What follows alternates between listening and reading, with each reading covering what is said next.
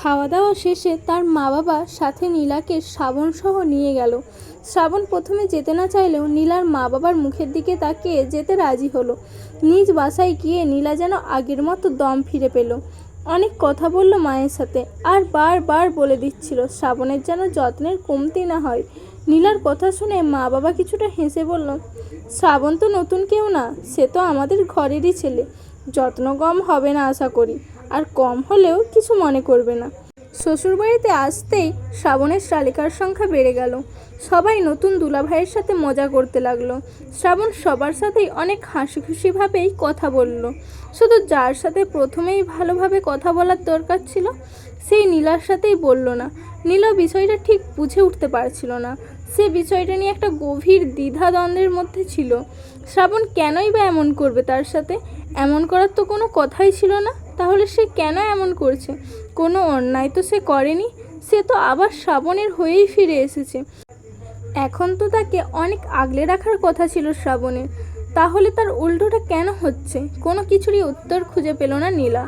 সে যা পেল তা কেবল নতুন নতুন প্রশ্ন, নতুন নতুন দ্বিধা, যা তার মনকে কেবলই হতাশার দিকে ঠেলে দিতে লাগলো, কেবল বিষণ্ণ করে তুলতে লাগলো।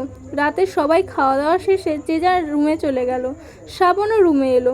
নীলা তখন রুমে এসে ঝুমুরের সাথে গল্প করছিল। শ্রাবণকে দেখে ঝুমুর গল্প থামিয়ে চলে যেতে চাইলে শ্রাবণ তাকে দাঁড় করিয়ে আরও কিছুক্ষণ হাসি ঠাট্টা করলো। তারপর ঝুমুরকে তার মা ডেকে নিয়ে গেল।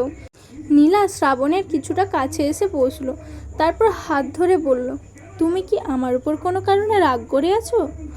না তো, রাগ করবো কেন? রাগ করারই কি আছে? তাহলে আমার সাথে ঠিকভাবে কথা বলো না কেন? কি বলো এসব? কে বললো কথা বলি না? কথা তো বলছি। শ্রাবণ, এখন আমি তুমি অন্য একটা সম্পর্কে আছি। আমি আগের সেই তোমাকে ফিরে পেতে চাই। তুমি অনেক বদলে গেছো শ্রাবণ। কই বদলে গেছি? আর কে না বদলায় বলো? তুমি বদলাও, আমি বদলাই, আমরা সবাই তো বদলেই যাই। রক্তাক্ত প্রান্তরের সেই লাইনটি মনে নেই? তুমি কি আমাকে নিয়ে মজা করছো শ্রাবণ? মজা না, সত্যি বলছি। মানুষ কেবল মরে গেলে বদলাতে পারে না, কারণ বদলার মতো তখন তার সেই মনটা থাকে না। পড়ে থাকে নিথর দেহ, যা কেবলই পৌঁছতেই পারে। যাক, এসব বলে কথা বাড়ানোর ইচ্ছে নেই। রাত হয়েছে অনেক, এবার ঘুমাও। ঘুমাও মানে? তুমি আমার কথার জবাব দাও আগে। কি শুরু করলে নীলা? পাশেই ঝুমুরের রুম, সে শুনলে কি না কি ভেবে বসবে। এবার ঘুমাও তো, নয়তো তুমি জেগে থাকো, আমি ঘুমাই। সরি, সব বাদ। তোমার হাতটা দাও। কেন? কিছুটা অবাক হয়ে বলল শ্রাবণ। এমনি ধরবো। এমনি ধরার দরকার নেই, কাল সকালে দোকানে যেতে হবে। এই কয়দিন কী যে অবস্থা হয়েছে আল্লাহই জানে। চলো ঘুমাই। প্লিজ শ্রাবণ, হাতটা দাও না। ওকে ধরো, প্লিজ এবার ঘুমাও। তুমি এখন আর আগের মতো আমার সাথে কথা বলো না তেমন। তো এখন কি করছি? উফ, ঘুমাও তো।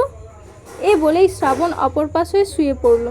নীলা আর কিছু বলার সাহস পেল না। তবে এটা সে পরিষ্কার বুঝে গেছে যে শ্রাবণ অনেক বদলে গেছে। শ্রাবণ আর আগের শ্রাবণ নেই, যে কিনা তার জন্য মরিয়া ছিল একসময়।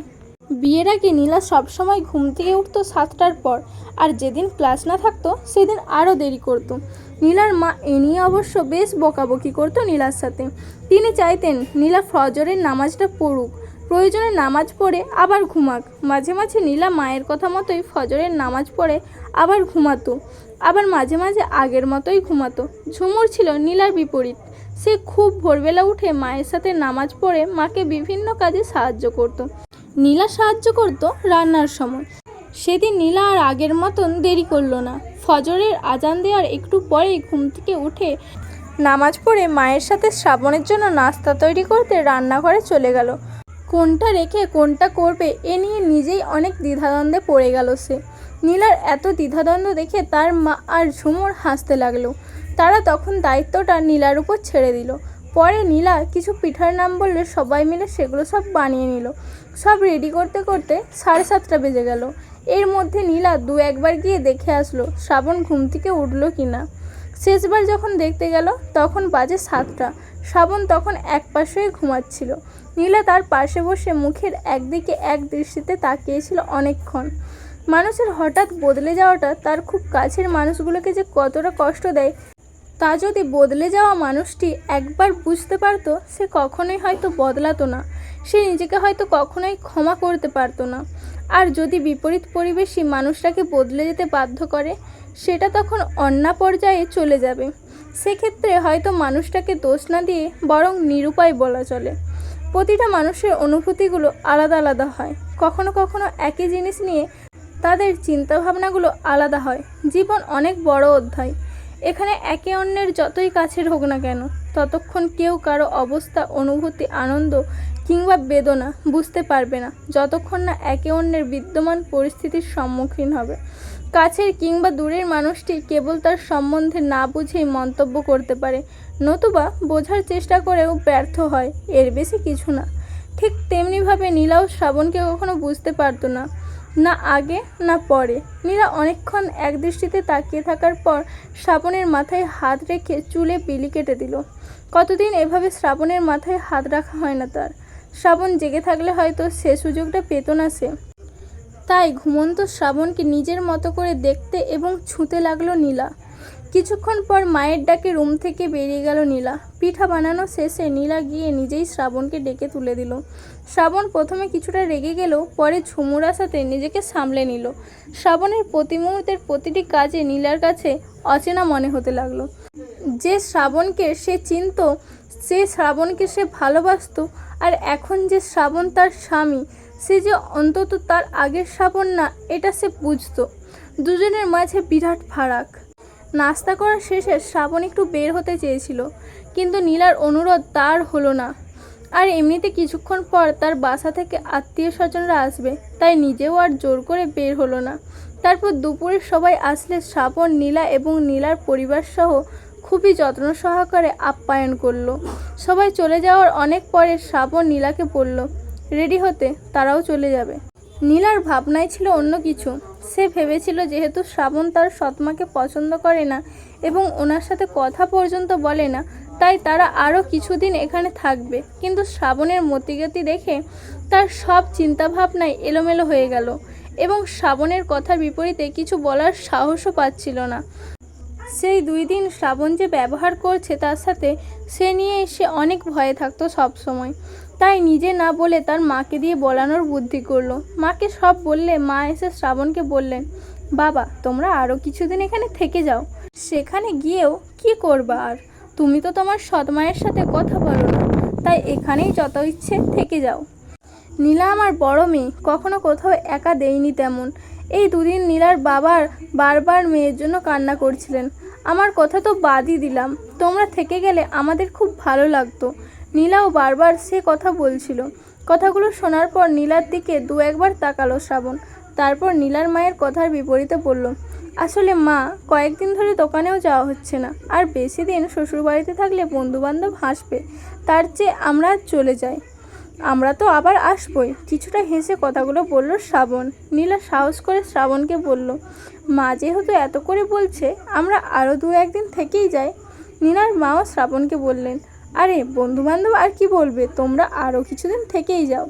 তখন শ্রাবণ বলল, ঠিক আছে, তাহলে নীলা থেকে যাক, আমি যাই। তার থাকা শেষ হলে আমাকে বলবেন, আমি এসে নিয়ে যাব। এভাবে বলছো কেন বাবা? সে একা কেন থাকবে? থাকলে 2 জন থাকবে, আর দোকান শেষে তুমিও চলে আসতে পারো। না মা, দূর হয়ে যায়। নীলা থাক না কিছুদিন, সমস্যা নেই, আমি এসে নিয়ে যাব। না বাবা, এ হয় না। আচ্ছা নীলা, চলে যা এখন, পরে আবার সময় করে আসিস। কথাটা শুনে অনেক বেশি মন খারাপ হয়ে গেল নীলার। মন খারাপ করে সে তার সব গোছাতে লাগলো। নীলার মাও চলে গেলেন। মা চলে গেলে শ্রাবণ নীলাকে বলল, কি সমস্যা তোমার? আমি একবার কথা বললে সেটা কানে যায় না? মা না হয় অনুরোধ করছে, মাঝখানে তুমি আবার কথা বললে কেন? আমি যেহেতু একবার বলেছি, সো এটাই ফাইনাল। আজ থেকে বিষয়টা যেন মাথায় থাকে। কোনো কথা একবার বলার পর আর যেন সেটা নিয়ে কথা না বাড়াও। শ্রাবণের বিপরীতে নীলা বলল না কিছুই, কেবল চোখ থেকে 2 ফোঁটা পানি পড়ল তার।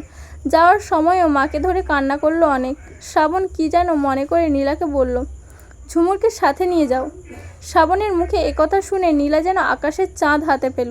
দ্রুত গিয়ে ঝুমুরকে রেডি করালো। নিজে ঝুমুরের সব কাপড় চোপড় গুছিয়ে দিল। ঝুমুরও অনেক খুশি হয়েছিল বোনের সাথে যাবে শুনে।